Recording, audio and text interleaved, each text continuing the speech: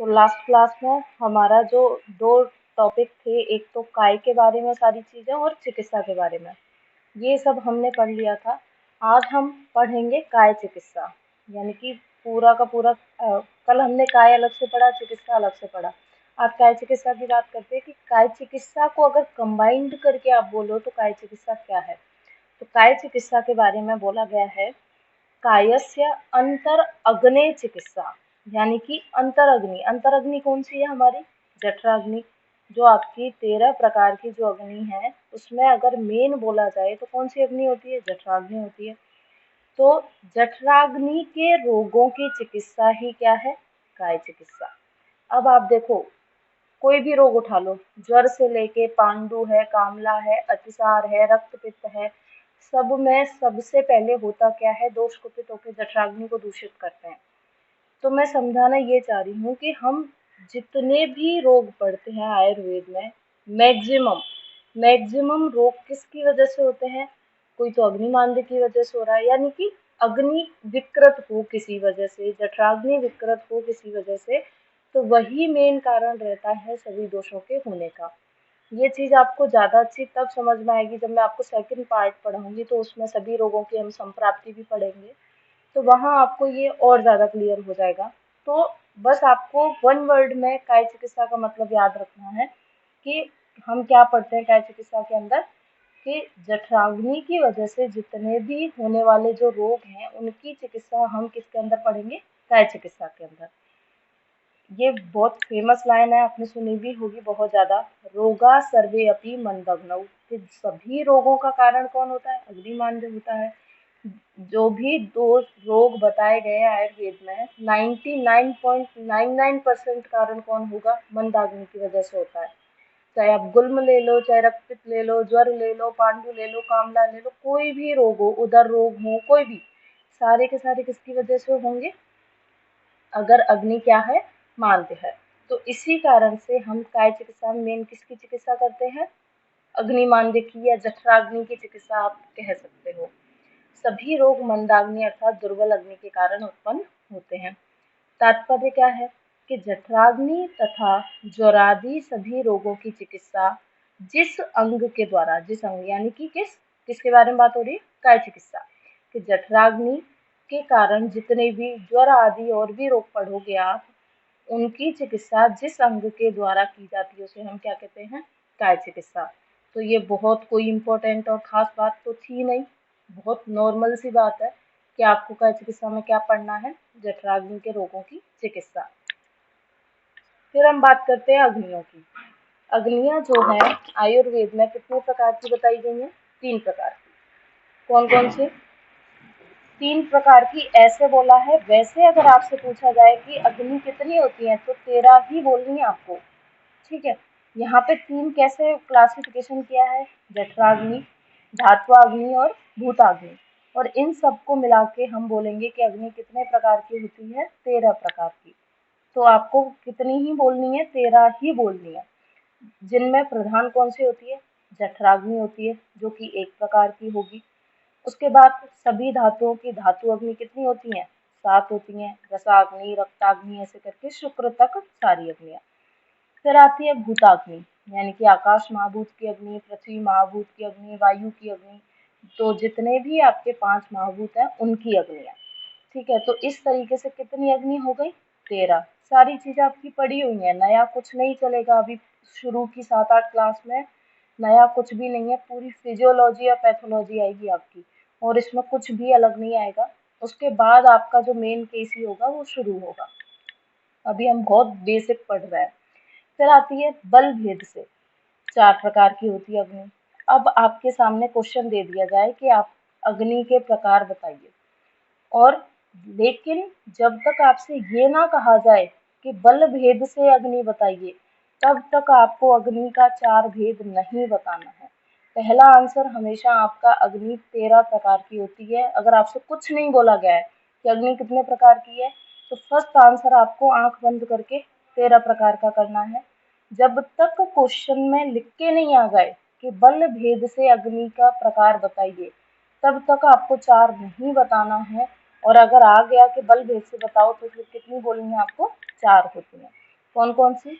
समाग्नि, जिसमें क्या होगा, वात पित्त और कफ तीनों कैसे रहेंगे, सम अवस्था में रहेंगे, यानी कि कोई भी प्रकोपित या कम ऐसा कुछ नहीं रहेगा। तो समाग्नि किन के अंदर मिलती है, जिन व्यक्तियों की प्रकृति कैसी होती है, सम होती है, जिनमें तीनों के तीनों दोष सम मात्रा में उपस्थित हों। फिर आती है विषमाग्नि। विषमाग्नि किसमें मिलेगी, जो वात प्रकृति का पुरुष होगा। तीक्ष्णाग्नि पित्त प्रकृति में मिलेगी और मंदाग्नि किसमें मिलेगी, कफ प्रकृति में। तो ये हो गई आपकी बल भेद से अग्नि। तो ये तो अब तक एकदम फालतू की बात चल रही थी।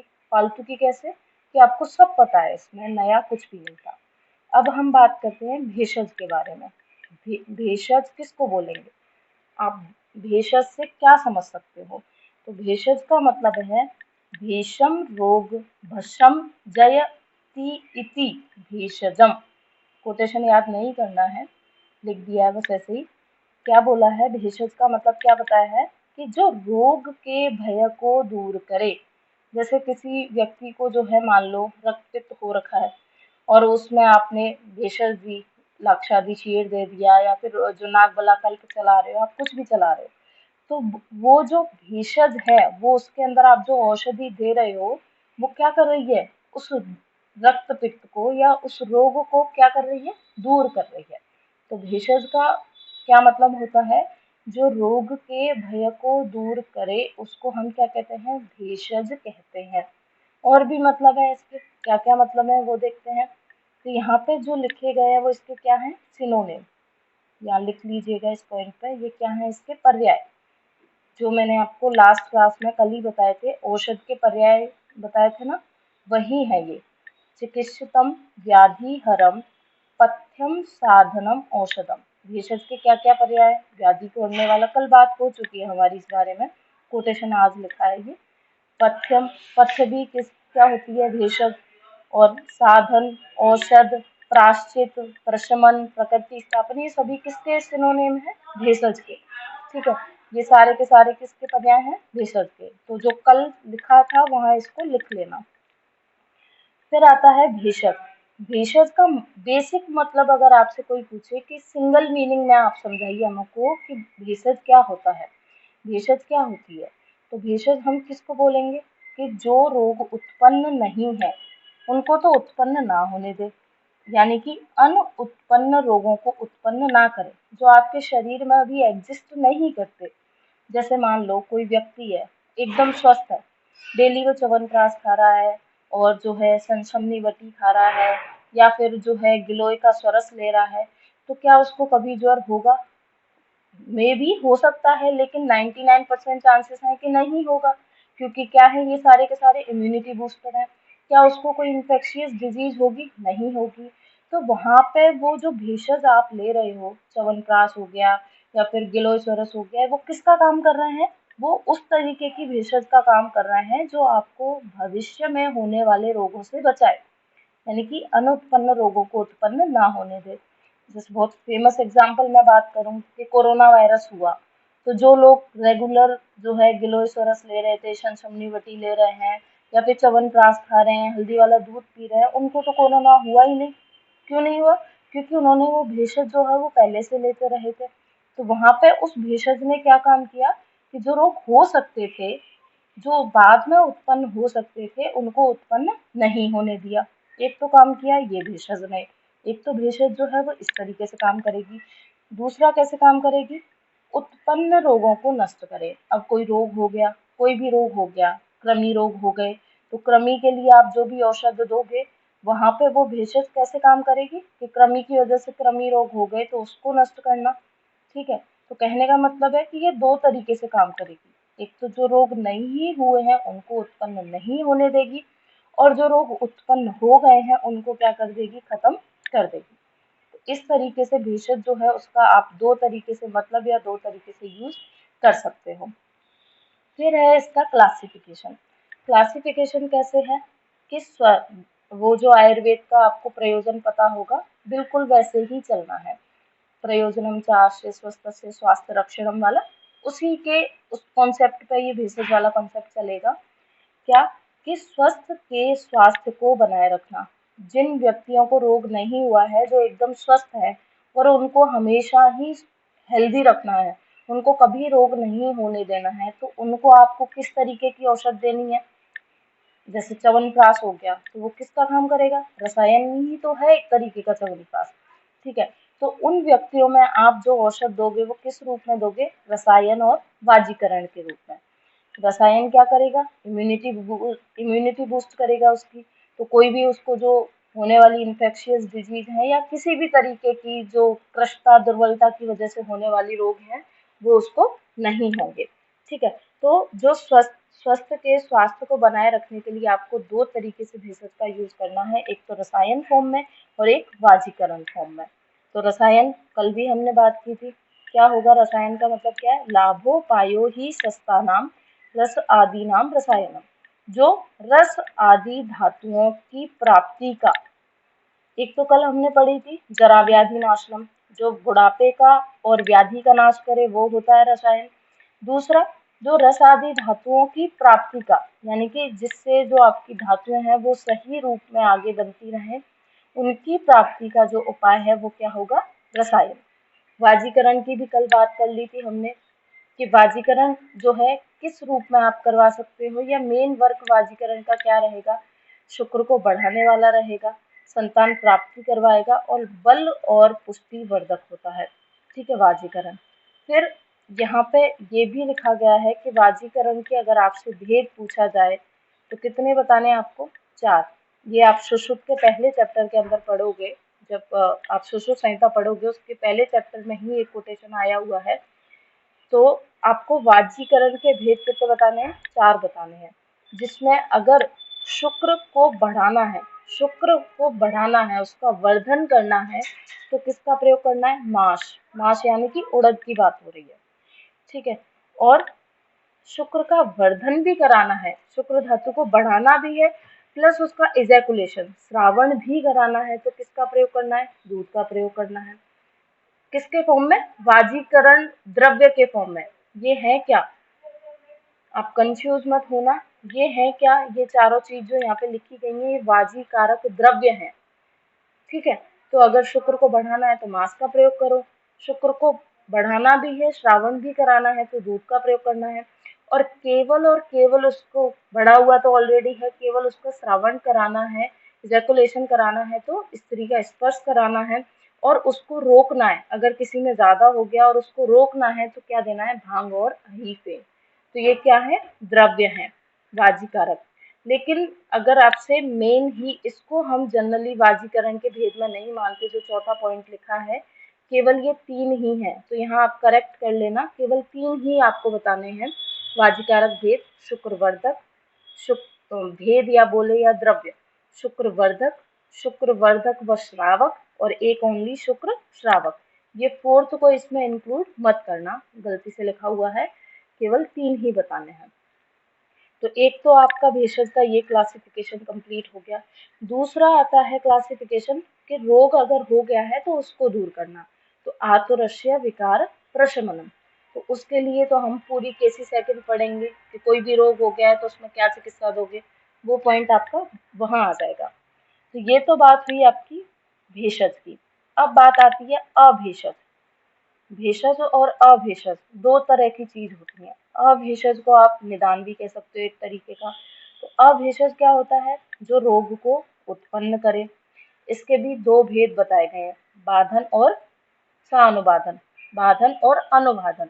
ये आपने चरक रसायन वाले अध्याय में पढ़ा होगा। तो बाधन का मतलब क्या होता है?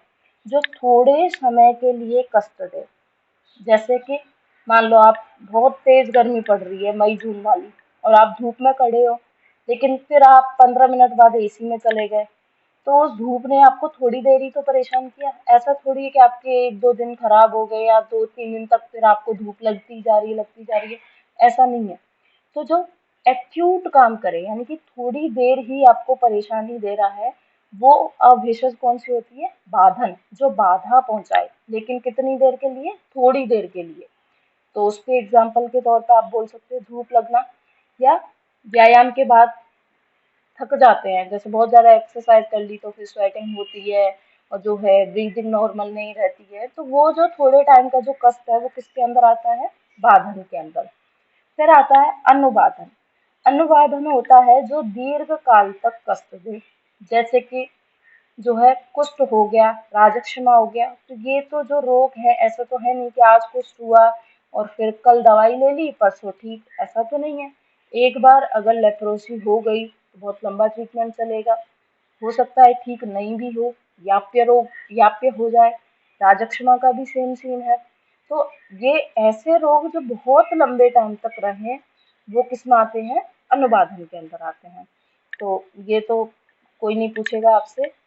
ये जो अभी तक हमने पढ़ा है ना, अभी तक मैंने आपको 15 मिनट में जो भी गाथा सुनाई है, कोई क्वेश्चन नहीं आएगा यहाँ से, कोई भी क्वेश्चन नहीं आएगा, केवल आपके सिलेबस में है तो पढ़ना है। फिर उसके बाद पढ़ते हैं, अभी भेषज ही चल रहा है आपका टॉपिक, ठीक है। फिर आता है स्वरूप भेद से भेषज कितने प्रकार की होती है। तो एक तो होती है स्वरूप भेद से भेषज कितने प्रकार की हो गई, 2 प्रकार की। सुन रहे हो ना आप लोग, पता चले मैं अकेली ही पढ़ रही हूँ। स्पीड ठीक है, थोड़ा स्लो करूँ। ओके ओके, चलो पढ़ते हैं आगे। तो स्वरूप भेद से भेषज कितने प्रकार की हो गई, 2 प्रकार की, अद्रव्य और द्रव्य।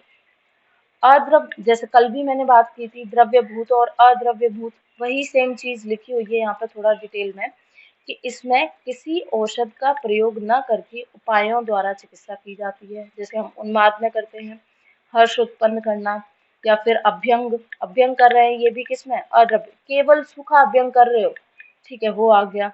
और सुला दिया, जैसे मान लो रात को कोई सोया नहीं, उसकी वजह से उसके हेडेक हो रहा है, तो उसके लिए आप क्या बोलोगे कि दिन में सो जा, थोड़ा ठीक हो जाएगा। तो वहां आपने कोई औषध थोड़ी दी सिर दर्द के लिए, केवल दिन में सुला दिया उसको।